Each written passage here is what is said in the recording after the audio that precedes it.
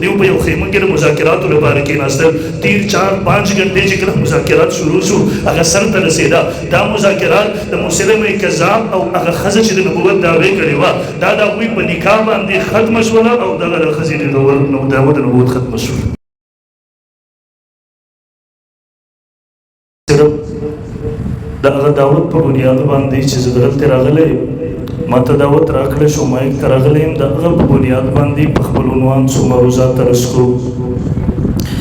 محترمو زموږ ستاسو په دې باندې ایمان دی چې الله رب ذوالجلال د نبوت سلسله په امام الانبیاء محمد رسول الله صلی الله علیه وسلم باندې ختمه کړې ده. د انبیاء کومه سلسله الله د سیدنا حضرت آدم علیه السلام نه شروع کړې وه هغه سلسله الله په امام الانبیاء محمد رسول الله باندې ختمه کړې ده. د نبوت سلسله د سیدنا حضرت آدم علیه السلام نه شروع شوله. دنیا ته انبیاء کرام هم راغله رسولان هم الله رب ذوالجلال راولېږله. اخر کې د ختم نبوت تاج هغه الله د رسول الله محمد رسول الله صلی الله علیه وسلم په سر باندې سجاو کړو. د نبوت هغه سلسله په هغه باندې ختمه کړله. د نبوت تمام کمالات فضایل په هغه باندې ختمه کړله.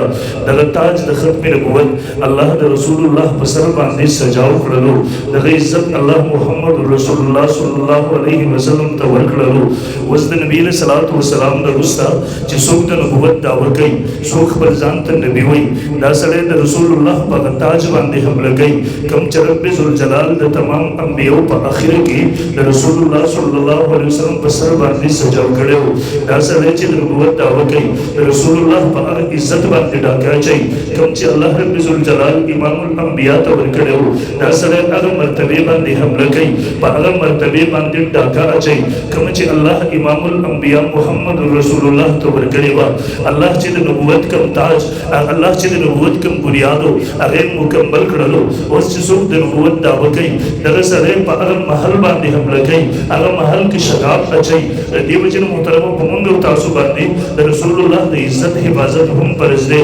د رسول الله د ختم نبوت د تاج حفاظت هم فرض دی. د رسول الله د مقام حفاظت هم فرض دی. د رسول الله د مرتبه حفاظت هم فرض دی. زموږ تاسو د راجبه کېدو مطلب دا دی چې موږ د دې خبرې عزم کوو د دې عزم اظهار کوو چې ان شاء الله موږ به د رسول الله د عزت هم حفاظت کوو د هغه ختم نبوت د تاج هم حفاظت کوو د رسول الله د هغه مقام او مرتبې هم حفاظت کوو. کم ډاکو چې دې ته مخې ته کېږي هغه ډاکو ته به د هغه ډاکو لاسونو مخنیوی به کوو. هغه ډاکو ته به سیسک پلای وي دیوال جوړېږو. کم لاس چې په دغه ځي باندې حمله کوي هغه لاس به کټ کوو. هغه ډاکو باندې به مخه بندوو. هغه ډاکوانو مقابله به کوو او د محمد رسول الله د دغه ختم نبوت د تاج په بهر قیمت حفاظت کوو انشاءالله. حضور انشاءالله رسول الله صلی الله علیه وسلم په زمانه کې تاسو که کله د نبی علیه الصلاۃ والسلام زمانه وګورئ د صحابه کرام رضی الله عنهم اجمعین زمانه وګورئ هغه وخت کې کچا د نبوت دعوه کړې وه یقین وکړه عهد اول که کله وګورئ د دغسې خبیث خلاف کله جلوس نه وشوی د دغسې خبیثانو خلاف کله جلسه نه وشوی د دغسې خبیثانو خلاف کله کتاب نه ولیکلی شوی د دغسې خبیثانو خلاف کله جج ته دا نه ویلی شوی ته فیصله وکړه په هغه وخت کې کل تر اسلامي ریاست فیصله دا وه څوک چې د نبوت دعوه کوي څوک چې د هغه ملګرتیا کوي د اسلامي ریاست فیصله د هغوی دپاره دا وه د دغه سړي سر به د هغه د تنې نه جدا کولی شي دغسې خبیثانو له به د رب ذوالجلال دغه پاکه ځمکه دا پاکولی شي. اسلامي ریاست په عهد اول کې موږ او تاسو ته سبق راښولی دی په هغې باندې عمل کړی دی او دنیا ته یې دغه مسله واضح کړې ده چې د دغسې ډاکوانو علاج اسلامي ریاست کې صرف او صرف د هغوی قتل دی چې مخ د ځمکې ورنه صفا شي. تاسو وګورئ عهد اول کې یو سړی راپورته شو یمن کې د نبوت دعوه وکړله د اسود عنسی په نوم باندې نبي علیه الصلاۃ والسلام یمن والاو ته خط ولیکو ویل الله سره قتل کوي د الله دغه پاک ځمکه د دې ګندنه صفا کوي. هغه خبیث د ځان سره 8000 یا 7000 لښکر تیار کړی و دا صرف د ده په پیرې باندې معمول و د ده حفاظت به یې کوو د ده باډیګارډ و د ته ور رسېدل مشکل و. د دې وجې نه صحابه کرامو پلانینګ وکړو منصوبې وکړله دا خبیث چې د شپې په کومه کمره کې به وده کېدو هغې ته د لرې نه سرنګ وایستلو صحابه کرام د شپې په تیاره کې دغه کټ ته راورسېدل، دغه بسترې ته راورسېدل، په هغه ځای کې دغه خبیث قتل کو، دغه سر یې دغه د تري نه جدا کو. صحابه مجاهدینو دغه سر ونیو، دغسې دغه محافظینو ته بهر راګوزارللو. ویل د هغه سړي خاتمه هم درته وکړله. سهار ته چې کله مسلمانان په یمن کې اذان کوي یوه جمله وایي اشهد ان محمد رسول الله وان ابهلة کذاب. خلکو نن دا اعلان واورئ محمد د الله رسول دی، ابهله اسود انسی کذاب دی. الله پیغمبر صلی الله علیه وسلم ته جبریل امین راغی، د وحي په ذریعه باندې اطلاع ورلله، ټوله واقعه ورته بیان کړله. نبی علیه الصلاة والسلام صحابه کرامو ته خوشخبري ورکړي. ویې فرمایل فاز فیروز او د هغه ملګري هغه کامیاب شولو، اسود انسی هغه کذاب هغه لعین او ملعون انجام ته ورسول. الله پیغمبر شکریا ادا کړه. دغه وخت کې یو بل کسورت الله اسدی پر باندې د نبوت دعوه وکړه. الله پیغمبر صلی الله علیه وسلم صحابه کرام مجاهدین دستته شیل الله ولر شي دا خبيث دا مرتد دا ملعون قتل کړي، زمکه بر نسبا کړي. صحابه کرام ورغل جهاد ورسره وکړو، د دمنون کې قتل الله د دملګرو سره جهاد وکړو، دا وی سرونه د تنین جدا کړل او په دغه ځای کې د خبيث په خپل باندې د مبازو ملګرو سره وتښتېدلو. د چې کوم نائب د چې کوم جانشین او هغه گرفتار کو، صحابه او هغه سر د ترینه جدا کو. یو ځل بیا ما او تاسو مسله وخدله چې دغه څه خبيثانو لپاره د اسلامي ریاست ټول راغوي علاج د مقدس مکه ورغوي نه سبا کوي. یو دریم کسو خزوا سجاهه پر باندې هغه د نبوت دعوه وکړه، لښکر تلا وکړلو، زیبزې مسلمانان قتل لله، زیبزې هغه لوی فساد خورللو.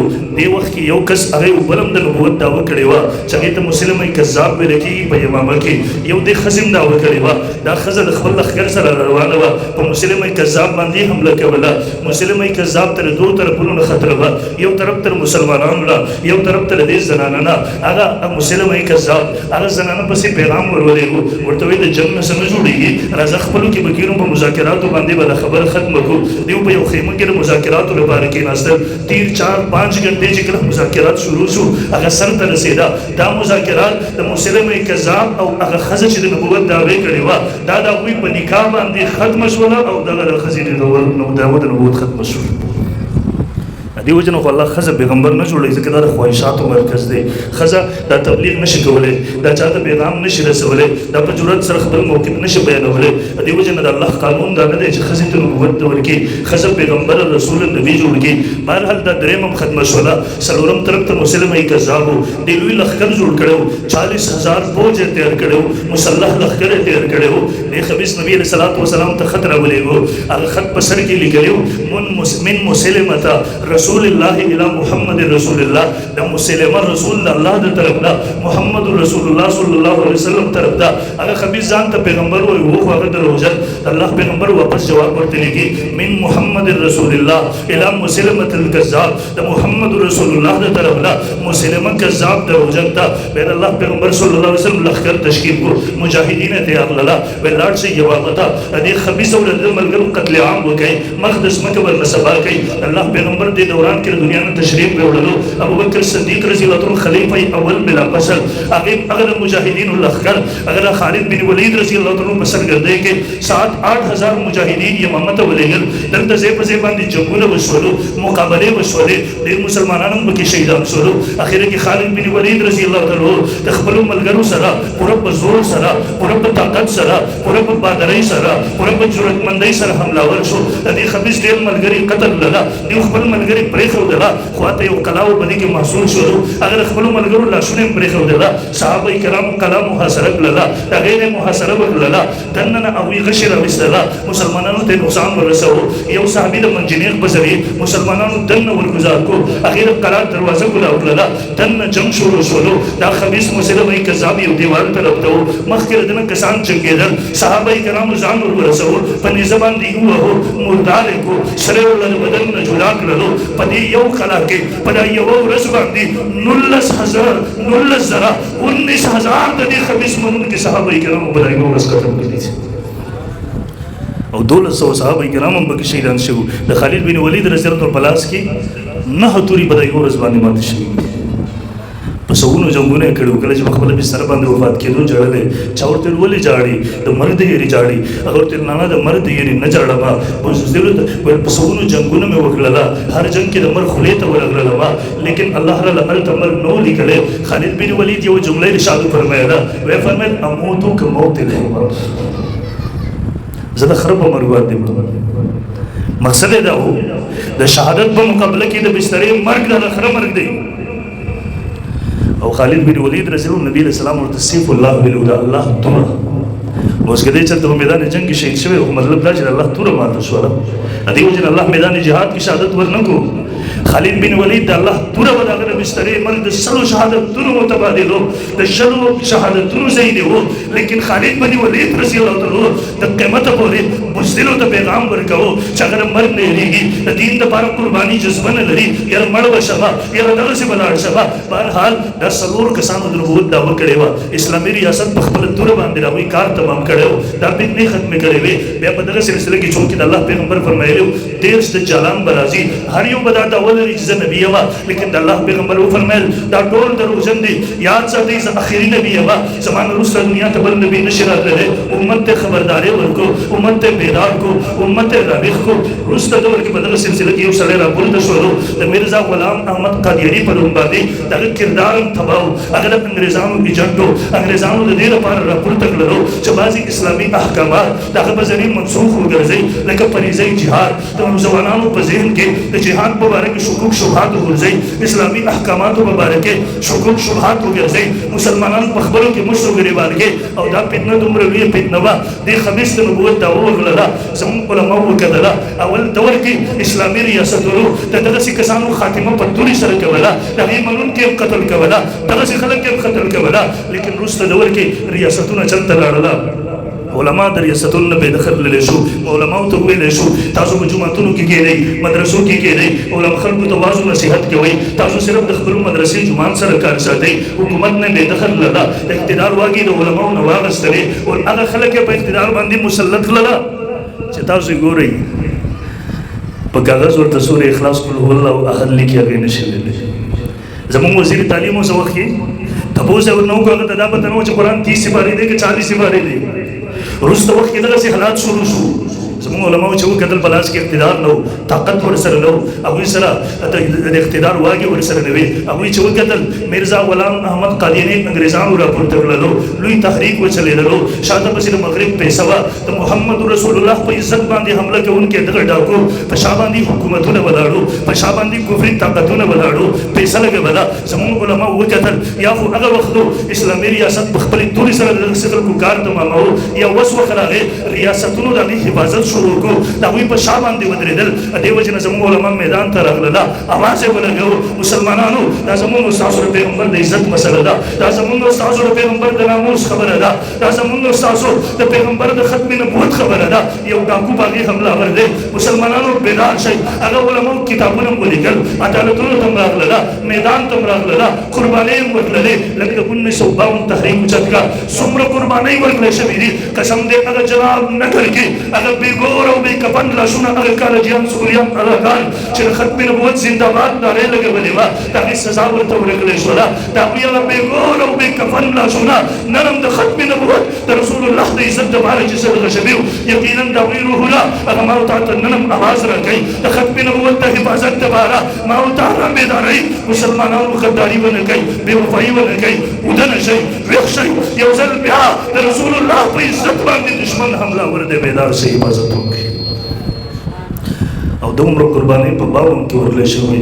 ما د لاک ډاون چې ما په دې وخت کې څو جلده کتاب ما د تاریخ کتو 1952 چې مونږ یادو د تاریخ سره یقین وکړه. هغه تاریخ چې سړی وګوري د سړي د سترګو نه د اوښکو په ځای باندې وینې روانېدل هغه شروع کېږي. یقینا د انسان زړه دومره درد شروع کړي، انسان بیا هغه حالات چې یادوي هغوی ته دعا کوي. ما هغه تاریخ کتو څه وخت کې چې هغه د ختم نبوت زنده‌باد ناره لګول جوړه وو. 1952 کې د قادیانیانو زور و، د پوره کفري طاقتونو د هغوی تباه و. په دغه ملک کې د ختم نبوت زنده‌باد ناره لګول هغه وخت کې جرم و. په 52 کې یو پوځي عدالت ته څو کسان پېښ شو، سزا یې ورته واورول. یو سپین ږیری بوډا و پکې، د ده ملګرو ته یې 10 کاله قید سزا واورول. د ختم نبوت زنده‌باد جرم په باداشت کې د قادیاني خلاف پروتي و.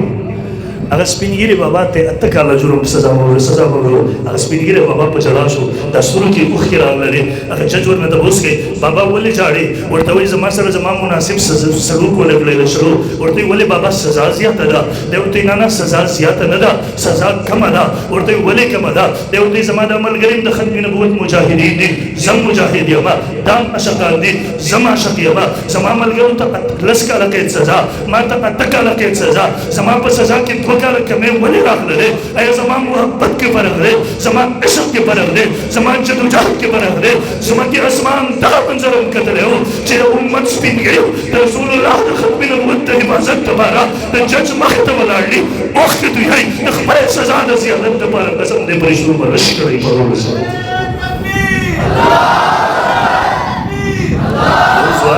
ماشاءالله کتابونه ورسره وروتلو کله چې دا قصه واورېدل کتابونه سائٹ ته کې رسول بہت پڑھ لیا اب عمل کرنے کا وقت ہے وقت راوتلو هغه ځګینو ګورې را لپاره پتون باندې ولګي روزوان راول وې دوکا بچینو ځوانو یو پولیس راغی هیڅ کې راوچت له गाड़ी ته ولاچو هسپتال ته وړو لپاره هغه ځوان ورته وی ظالم ران پر کیوں گولی مارے ظالم په پتون باندې ولې وشترما عشق رسول تو سینے میں ہے ایک گولی یہاں مار دو تاکہ دل کو دل ٹھنڈا ہو جائے سما پر لوٹ کے وہ عشق رسول نہ ہے عشق رسول پر سڑک دے یو گولی میں دل تو ہوئے جاتے تو سکون ملا وشي یو ځوان وروتلو په دا روډ باندې ختم نبوت زنده باد ناره ولګول یو پولیس راغی هغه په دا ډنډه باندې مضبوط وو په دا سر باندې دی ختم نبوت زنده باد هغه بیا وایي دی ختم نبوت زنده باد هغه گزار وکړي چې چغل دی ختم نبوت زنده باد هغه وچت کو پولیس گاڑی دی ور گزار کو دغه پولیس گاڑی کې ختم نبوت زنده باد التا یو پولیس د ټوپک په کونداخ په سر وو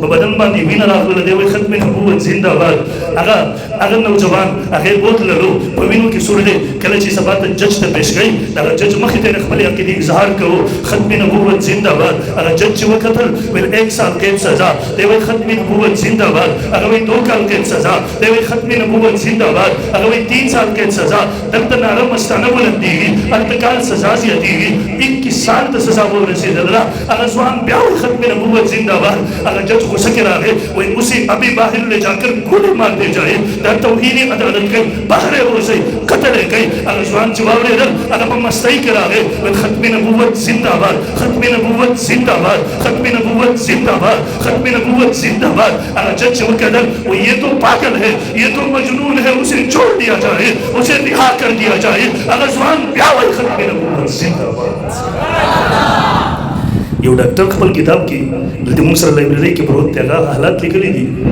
ول کله چې شوټر ډرو ول جلوس را روان ول زبا مونږ ول ډاکټران مونږ څو کسان د هسپتال هغه ایمرجنسي چت سر تر وخت مونږ تماشا کوله ول کله چې دلی کې تر ورسېدل دي ول دې چې مخ کې راتل جرم ول ما اوس بزوانان څنګه امتحان زیره غیر رسول الله د عزت لپاره قرباني ده ول یو ځوان را مخ کې شوبه د سینه باندې ولوېدو ول هغه چې څنګه ولګېدو دویم ځوان را مخې ته شو هغه هم په داسې نه ولګېدو را ولوېدلو ول قطار ولګېدو هغه ډاکټر صاحب وایي ول ما ته چې به هم ته دې حالت محسوس شولو ما وی د رسول الله د عزت دپاره ځوانانو کې قربانۍ جذبه ختمه شوې ده ول ما ایمرجنسي ته راونډه کړله ول اولنۍ دوه ځوانان یې چې راوړله کوم چې ختم نبوت دپاره په 52 کې قرباني ورکړې وه دا دواړه په خپلو کې سګم وو د دې دواړو تاسو په دغه ورځو کې ودونه شوي د رسول الله د ختم نبوت دپاره قرباني پېښ کوو دا اوږد داستان دی که ذکر کوو د 52 تاریخ د 73 تاریخ بهرحال 73 کې بیا زموږ علما میدان ته راغلل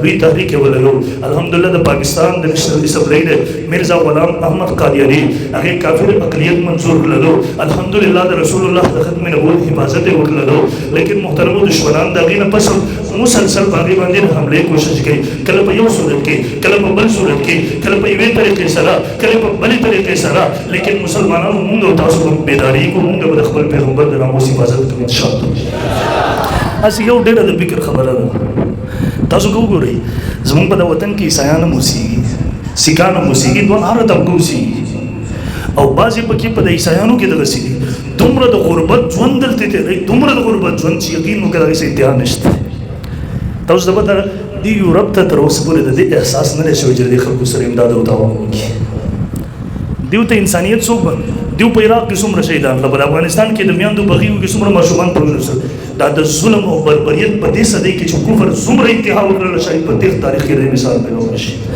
دیو ته انسانیت څوک په نظر راشي کله چې یو څوک د رسول الله په عزت حمله وکړي. آسیه ملعونه، عبدالشکور قادیانی یا نور دغسې ګستاخان راپورته شي دا ټول په وجود کې راشي د کم چا د وجې نه چې انسانیت یې زده کړی و.